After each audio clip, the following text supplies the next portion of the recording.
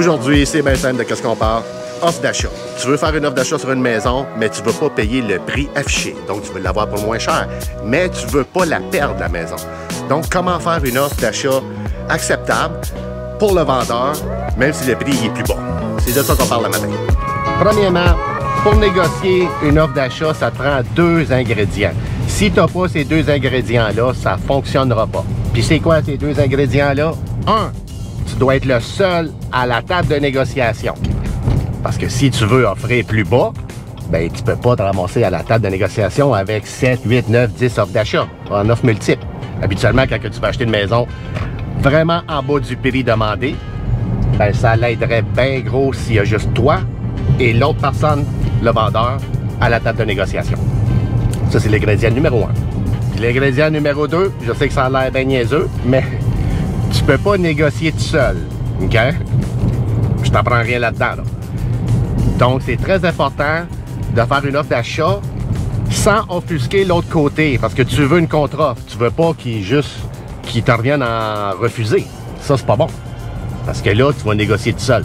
La négociation commence seulement quand tu as une contre-offre. Tu envoies une offre d'achat, c'est pas encore une négociation.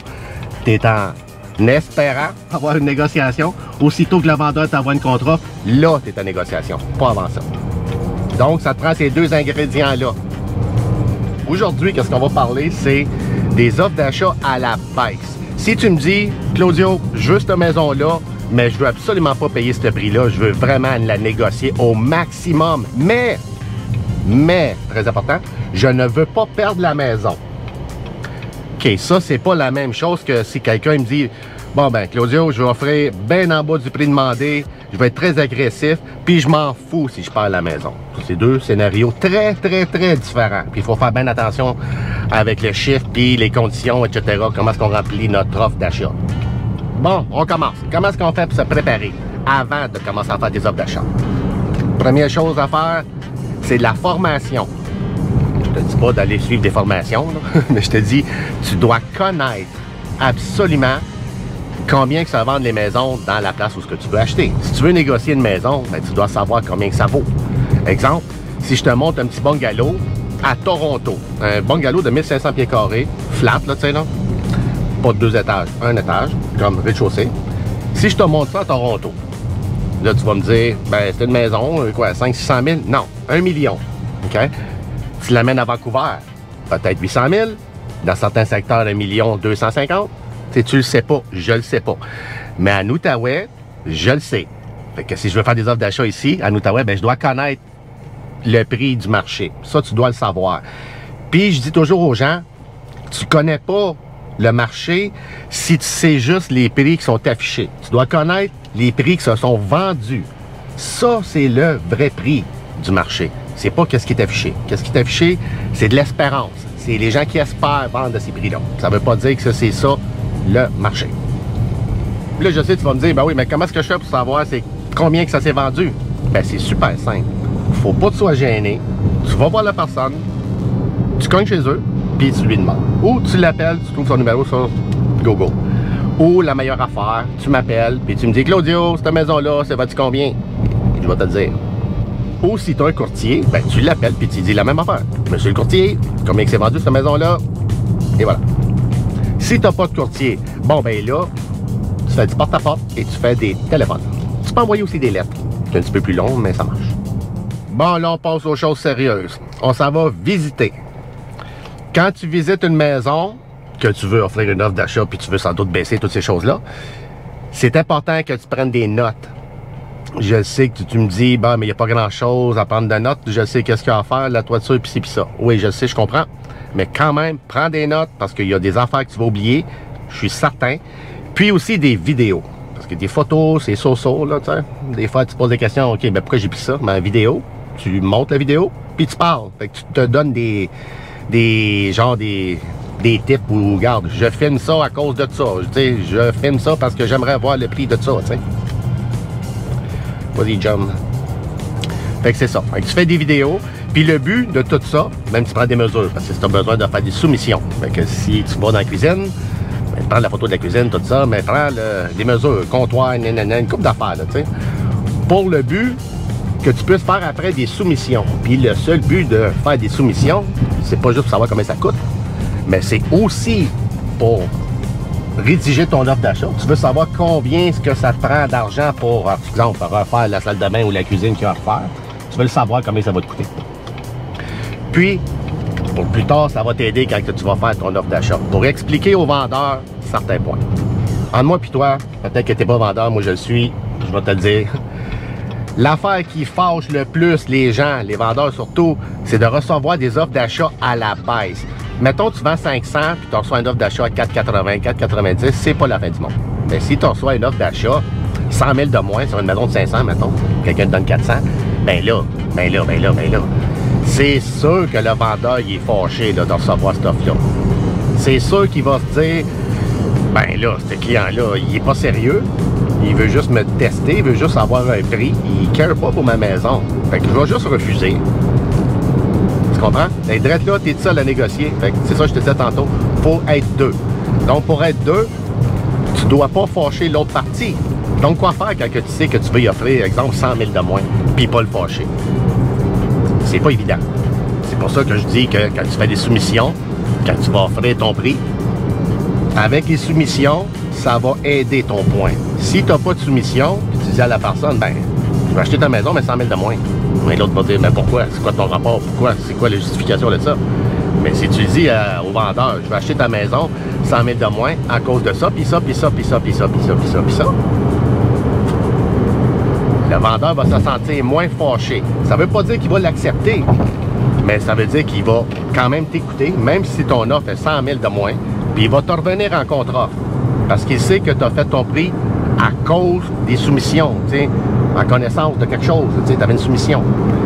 Tu n'as pas juste été, ah, ben, on va y offrir 100 000 de moins. Ça marche pas. Le point positif aussi des soumissions, c'est que le vendeur, en recevant ces soumissions-là, peut-être qu'il ne savait pas, lui, que ça coûtait tel montant, ou tel montant faire tel réno, tel réno. Fait que là, peut-être qu'il va être plus enclin à négocier son prix. Mais s'il n'y a pas de soumission, puis il n'a aucune idée de combien ça coûte, puis tout ça, ben, lui, il pense que, bon, ben, il a juste à le réparer. Fait que je vais mettre mon prix plus haut. Mais c'est pas de même que ça marche, ça.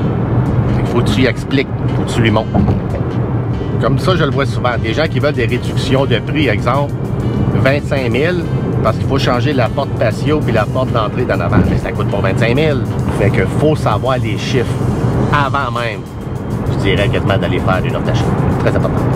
Bon, là, maintenant, supposons que les soumissions sont faites, tout est ready, on est prêt à faire les offres d'achat. Qu'est-ce qu'on peut donner au vendeur autre que son prix? Bien, la première chose que tout le monde devrait donner au vendeur, c'est la préapprobation bancaire.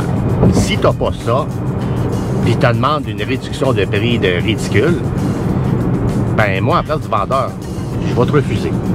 En plus, si tu m'as pas dit le pourquoi de tout ça, pourquoi tu m'as fait un prix bas. Mais en plus, tu arrives et tu n'as pas de préapprobation. Mon Dieu, là, ça regarde pas bien. Là. Le vendeur, il dit, ben là, toi, t'es pas prêt, là. Tu as juste passé devant ma maison, tu as vu une pancarte, puis tu as dit, bon, ça vaut 400 000. Mais ça vaut pas 400 000. Bon, ben je vais rendre un offre pareil à 400. Mais non, tu sais, pas comme ça. Fait que tu dois te sortir de ça. Tu dois, comme genre, te positionner d'une place plus positive envers le vendeur. T'sais. Une autre chose aussi que tu ne dois pas faire quand tu fais des offres d'achat à la baisse, c'est demander plein d'affaires. Plein d'autres inclusions qu'il n'y a pas dans le listing. Exemple, le vendeur, il vend avec son patio, l'air climatisé, puis une remise. Mais là, on ne va pas lui demander la table de cuisine, laveuse, sécheuse, puis son 4 roues qui est dans la remise. Comme, tu demandes juste qu'est-ce qu'il veut, pas plus. Ton seul but, là, c'est le prix. Donc, tout le reste, il donne tout ce qu'il veut. Fait que s'il veut déménager pour le 1er juillet, donne ça pour le 1er juillet. Là, tu vas me dire, oui, mais pourquoi? Moi, j'aimerais ça à une autre date. Oui, mais regarde, tu as déjà ton prix qui est comme exagérément bas, là. Fait que donne-y au moins ça. Fait qu'il va te revenir en contre-offre parce qu'il va se dire, ben au moins, j'ai ma date. Tu sais, c'est pas le bon client pour moi à cause du prix, mais au moins, j'ai la date. Et il va te revenir en contre-offre, en espérant que tu montes.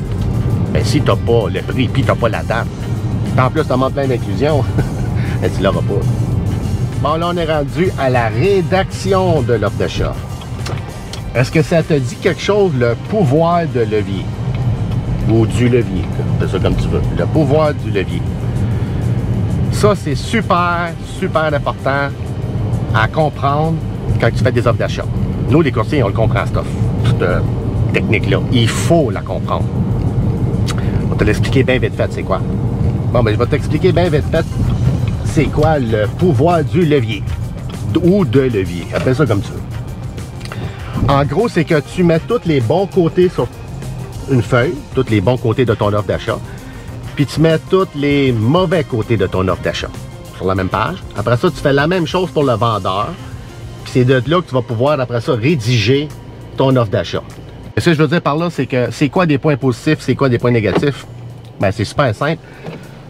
Si tu respectes sa date, ça, c'est un point positif. Si tu ne respectes pas sa date, c'est un point négatif. Si tu lui donnes son prix, c'est un point positif pour lui. Si tu lui donnes pas son prix, c'est un point négatif pour lui. Fait que ça, tu mets tout ça comme que tu vas rédiger. Exemple, la date, je la respecte. Bon, ben, un plus. Je vais prendre juste ces inclusions. Ça, c'est un autre plus. Tu continues, tu continues, tu continues comme ça. Une fois que tout ça est tout écrit, aligné comme il faut, ben là, tu vas pouvoir rédiger ton offre d'achat en lui donnant, exemple, un positif qu'il veut. Exemple, lui, il veut son prix, c'est sûr. Mais toi, tu ne donnes pas son prix. Tu lui donnes la date. Exemple, il veut la date, plus il veut, je sais pas moi, tel item qu'il vend avec, sont inclus. Bon, mais tu peux lui dire, j'achète ces items-là, mais j'enlève la garantie légale. Tu vois, ça, c'est tous des plus que tu peux lui donner. Que lui, ça va lui donner plus l'impression de dire, bon, c'est un bon client, là, même s'il ne me donne pas son prix, je vais quand même à la négociation avec lui, je vais lui faire une contre-offre. C'est ça le but, c'est d'avoir une contre-offre. À la deuxième, là, on joue d'autres choses. Mais à la première, il faut faire ça. Salut, prendre le plein, le super. Le meilleur truc aussi pour savoir, pour mettre des plus sur ton bord, c'est que tu parles au vendeur et tu lui dis, c'est quoi qui te stresse le plus dans ta vente? Il va te dire, ben, moi, j'aimerais pas ça, exemple, me faire négocier au coup après que j'ai accepté une offre d'achat. Il y a des trucs pour ça, pour répondre à ce client-là. Il peut te dire aussi, ben là, moi, j'aimerais déménager, mais t'as-tu vu tout ce que j'ai dans la maison? Ça fait 60 ans que je suis ici, là, j'ai plein de stocks à ramasser, là. J'aimerais ça la vendre puis partir, là. Tu sais, juste la vendre telle quelle. L'acheteur, il l'achète puis deal avec. Tout le reste. C'est bon à savoir, ça. Toutes ces choses-là, il faut que tu les saves le plus possible. Parce que moi, si je sais ça avant de faire mon offre d'achat, ben, je vais tout donner le plus maximum de choses au vendeur pour qu'il me donne mon prix. Là, je vais te donner d'autres petits points que tu peux mettre sur ton offre d'achat sans nécessairement monter ton prix. Tu peux lui offrir que tu vas lui payer les déménageurs. Ton déménagement va être payé par toi.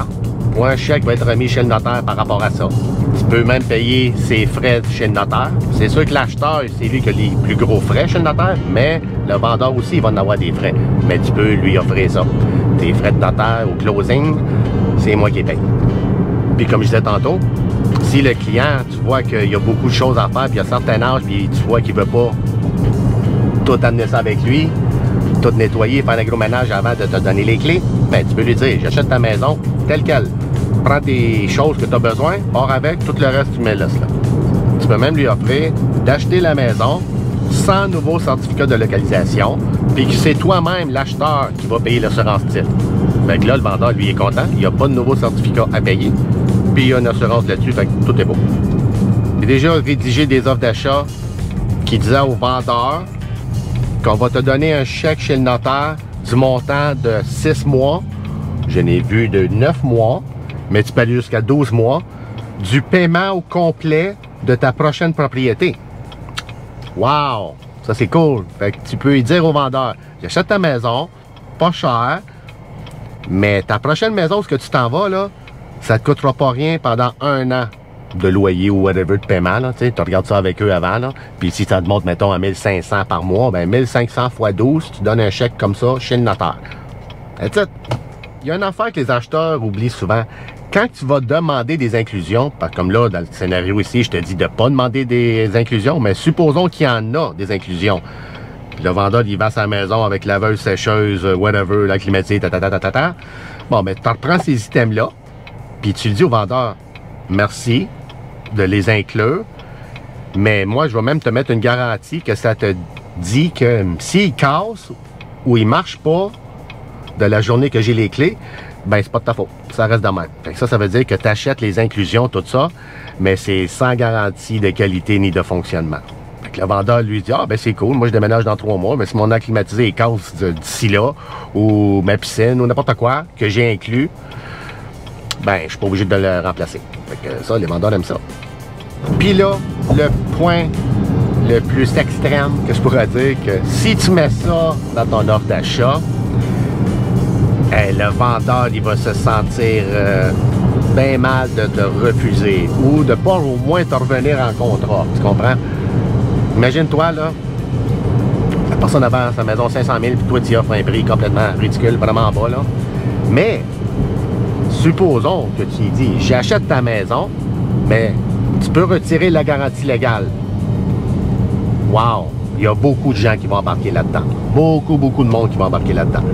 Ils vont se dire, bon, ben regarde, OK, je voulais la vendre, mettons, 500, mais là, je vais perdre 75 000, mettons. Ça, je parle toujours si tu es tout seul à la table. OK? Parce que j'en vois des gens qui disent, ben non, moi, je vais attendre mon acheteur. C'est pas de ça qu'on parle. Je parle de quelqu'un qui veut vendre là, il n'y a personne qui veut la maison, ou presque, puis toi, tu arrives avec une offre d'achat. Bon, ben c'est ça. Si c'est dans ce cas-là, ben tu peux lui dire, tu peux retirer la garantie légale. Je vous le dis, ça passe dans ce temps-là, tu sais. Souvent. Bon, maintenant que tu as fait le tour de la maison, tu as pris des notes, pris des photos, fait des soumissions, tu as parlé avec le vendeur ou tu as une idée à peu près de c'est quoi qu'il a besoin, puis c'est quoi ses must, ses absolus. Ses absolus, c'est quoi ça? Exemple, il doit déménager le 1er septembre absolument. Ça, c'est un absolu. S'il ne ménage pas le premier, c'est peut-être pas la fin du monde, mais ça va lui coûter cher, ou X, ou autre, ou il va falloir qu'il déménage, qu'il fasse du traveling, peut-être qu'il a déjà acheté une maison, whatever, on ne connaît pas la raison. Mais les absolus, on doit le savoir de l'autre côté, parce que moi, quand je rédige une offre d'achat, je veux le savoir, je dois le savoir. Qu'est-ce que je dois savoir? Ta prise de possession, c'est flexible ou non? Est-ce que le vendeur veut vendre ou il doit vendre? Ça, c'est deux choses très différentes. Une maison est très négociable quand le vendeur doit vendre. En plus, pour une telle date. Oh my God. Là, oui. Là, t'es en business. Mais si le vendeur aimerait vendre pour X temps, pas certain que tu vas l'avoir à bon prix. Fait qu'on continue. Fait que supposons que tu sais tous les absolus de la personne. Quand tu fais ton offre d'achat, tu lui donnes un de ces absolus. Exemple, sa prise de possession. En plus, tu as la lettre de financement. Tu n'as pas de conditions. Tu ne demandes pas d'autres inclusions. En plus, tu as rendu les inclusions genre sans qualité de fonctionnement. Fait que, wow, lui, il se dit, bon, j'ai tout ça. Hey, c'est cool. Oh, mon Dieu, le prix est poche. C'est ça qu'il va te dire. Mais il va te revenir en contre-offre. C'est ça le but. C'est que la personne te revienne en contre-offre. Puis là, supposons qu'il revient en contre-offre, mais il baisse pas bien. Mais là, toi, tu as refait un autre contre-offre, mais tu rajoutes 2 autres nouveaux absolus que lui, ça y prend, là. T'sais. Fait que là, il est rendu à 3 plus. Sauf le prix. Je parle du vendeur. Il y a 3 points positifs de ton offre, sauf le prix. Sauf, quand ça arrive, hey, ça va y tenter bien moins de te refuser. Là, il va perdre quelqu'un qui lui donne 3 positifs. Ben, il est pas fou. Il va dire, ben là, je veux pas perdre ces gens-là. Il me donne tout, sauf mon prix. Ben, on peut peut-être l'avoir, le prix, en négociant. C'est là que ça commence, la négociation. Il y a une affaire que je sais que tu comprends, mais tu dois la faire comprendre au vendeur. Puis, tu dois prendre des gants blancs, OK? Parce que qu'est-ce que je vais te dire, si tu le dis tout croche, ça va sonner tout croche. Quand quelqu'un vend une maison, il y a une offre d'achat, ils font inspecter. Après l'inspection, mettons qu'ils relatent une couple de problèmes, bien, ces problèmes-là doivent être déclarés à tout autre acheteur, même dans la déclaration du vendeur. Ça, c'est pas le fun pour le vendeur, parce que là, il dit, ben là, regarde, avant de me faire inspecter, je ne savais pas qu'il y avait ça comme problème. Puis là, je l'ai fait inspecter. L'acheteur, il veut plus l'avoir, il s'en va. Puis là, moi, je suis pris à dire ça aux autres. Comme c'est poche, là. C'est plate comme situation. Fait que là, c'est quoi que tu fais dans ce cas-là? Ben, tu le dis au vendeur. C'est ça qui peut arriver. Tu dis pas ça méchamment, là. Parce que je sais que lui, il va le prendre méchamment. Ben là, il va dire, ben là, c'est quoi, là? Tu vas juste faire une inspection, puis tu vas juste me faire dire tout ça. C'est pas ça. La raison pourquoi tu lui dis ça, check bien ça, là. Tu lui dis, moi, je vais acheter ta maison, même si le rapport d'inspection il est négatif de A à Z, je vais de l'avant pareil. Oh! T'aurais jamais dû écrire ça, hein? Tu me vois venir, là. À ne pas écrire ça sur ton offre d'achat, c'est extrêmement dangereux. À moins que tu es monsieur construction, madame construction, qui connaît tout, puis il n'y a pas de trouble, puis tout est correct. Correct. Moi, qu'est-ce que je ferais, c'est que si je mettrais une clause comme ça, c'est que même si le rapport d'inspection, il est tout croche, ou il est rouge, ou whatever, il est pas bon, ben, je vais de l'avant pareil. Mais, je rajoute un gros mais en rouge, là, puis je le souligne, là, mais, supposons que les rénovations ou le problème est en haut de X, on détermine un prix, mettons 50 000. Si c'est en haut de 50 000, ben, on corrige le problème à deux, le vendeur et l'acheteur. Ou ça pourrait être, je me retire et je te donne 5 000 $. Ou ça pourra être, je me retire pas, mais tu répares qu'est-ce qu'il y a à réparer. Ça peut être ça. Fait que c'est ça que moi je dirais. J'irais faire une inspection, mais je dirais à la personne avant de faire l'inspection sur l'offre d'achat que mon inspection n'est pas pour te faire baisser le prix par après. C'est pas ça, là. Je veux juste le faire pour moi. Puis supposons qu'il arrive quelque chose de dramatique, ben ça, c'est qu'est-ce qui va arriver. Soit je me retire puis je te donne l'argent, ou on paye à deux, tatata, whatever. Ou tu me baisses de tel prix si les rénovations à faire sont en haut de tel prix. Tout ça, ça marche. Mais il faut le savoir puis il faut discuter avant de rédiger l'offre d'achat. C'est pour ça que à chaque fois qu'on fait des offres d'achat, je parle au courtier, puis je parle au courtier, puis je parle au courtier avant de faire l'offre d'achat. Parce que c'est là que j'ai besoin de savoir plein d'informations. Puis là, je sais qu'est-ce que tu vas me dire. Je dis, mais là, c'est des informations personnelles. Là, on peut pas dire ça, les courtiers peuvent pas dire ça. T'as raison, t'as raison. Il y a des affaires, des infos personnelles qu'on peut pas dire, puis qu'on dit pas, puis qu'on n'a pas le droit, puis qu'on ne dira jamais.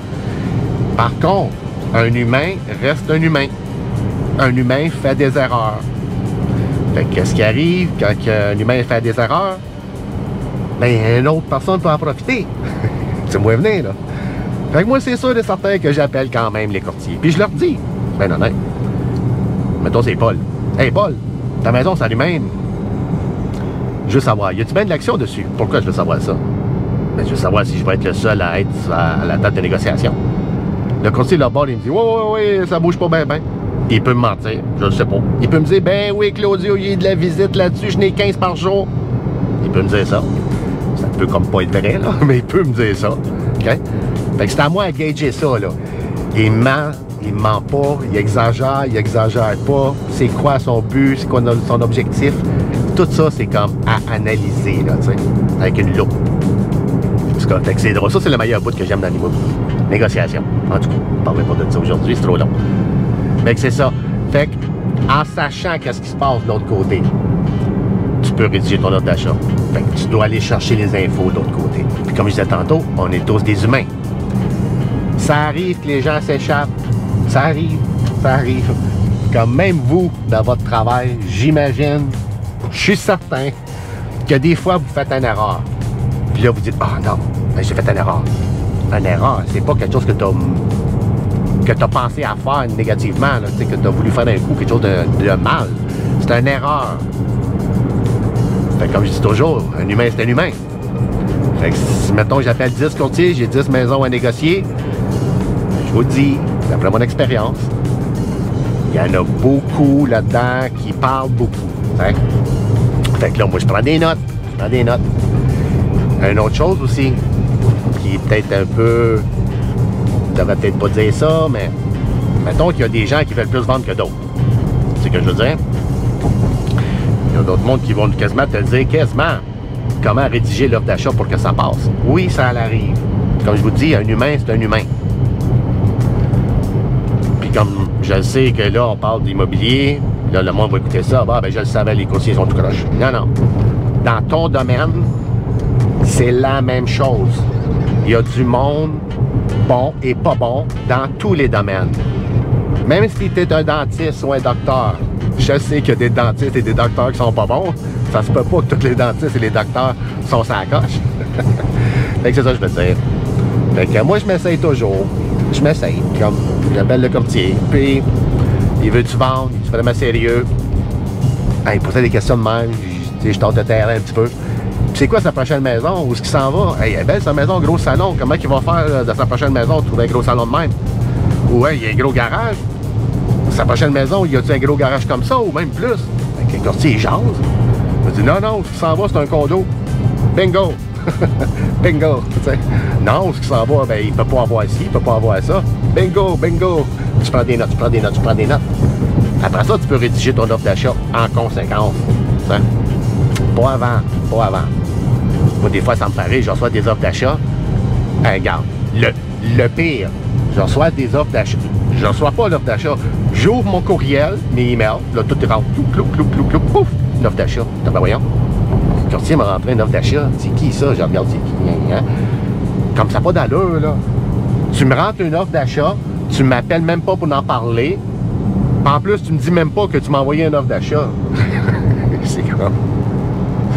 À ne pas faire, à ne pas faire. Comme c'est sûr que ton offre, elle va... Ah, j'en parlerai pas trop parce que je vais en dire trop et j'ai pas le droit, là, quand même. Des choses que je pourrais dire, mais je peux pas dire. Regarde. Une offre d'achat, c'est une promesse d'achat. Puis on devrait quand même enlever ce nom-là, ce terme-là, offre d'achat. Je t'offre une offre d'achat, fait que je peux la retirer quand je veux. Non, c'est une promesse d'achat. Tu promets à quelqu'un d'acheter quelque chose.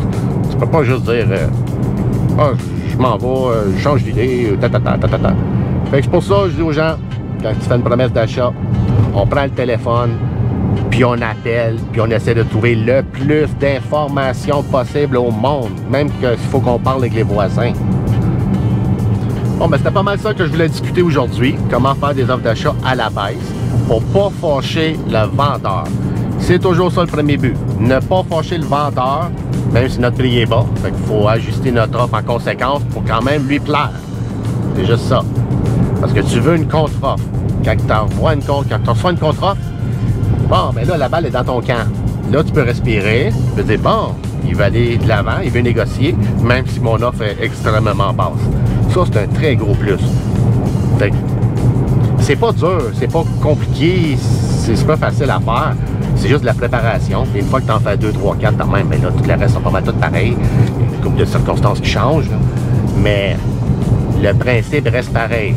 Comme je dis toujours, quand tu fais une offre d'achat, pense à lui aussi. Pense pas juste à toi. Tu penses à lui aussi. C'est quoi qu'il veut? C'est quoi son absolu? Je suis tannant avec ça, là. Je suis vraiment tannant avec ça, mais aussitôt que tu es capable de mettre le point sur son absolu, qui est souvent pas le prix, OK? Les gens pensent souvent que c'est une question de prix. Non, non, non. C'est pas une question de prix. C'est les conditions générales, souvent, sont supérieures, plus importantes pour le vendeur que le prix. Fait que c'est ça que tu dois décerner avant.